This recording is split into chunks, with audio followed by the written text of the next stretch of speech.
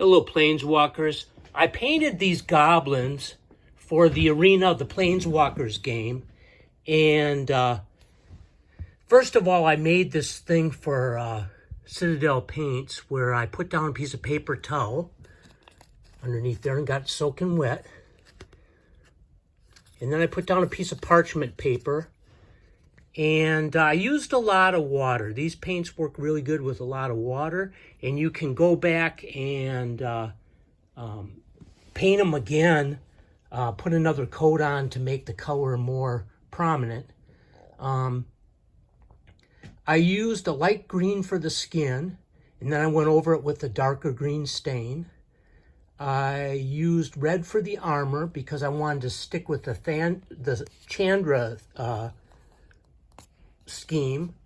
So I went with red for the armor, and then I went with brown for the stick on the weapon, and also I made a little brown shadow because I figured that the green would look better against the brown on the brown shadow. Even though I wanted a gray base, I put a brown shadow in there.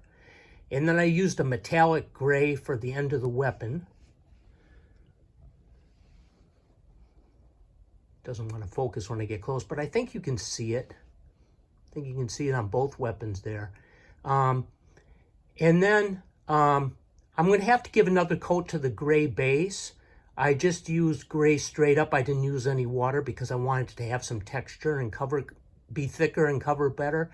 But the Sharpie that I used to cover where the rubber band was covering the base when I primed it kind of dissolved into the gray paint, so I'm getting some black streaks, so I'm going to have to go over that several times. The guy behind I actually didn't stain with the green stain and with the red stain on the armor, and let me see if I can show you the difference. He's not as dark in the recesses and stuff, which is nice about what the stain does, and he doesn't have as many features on his face.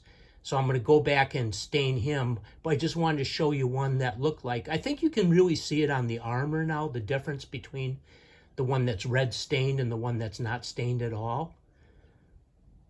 So thanks, Planeswalkers. Have fun.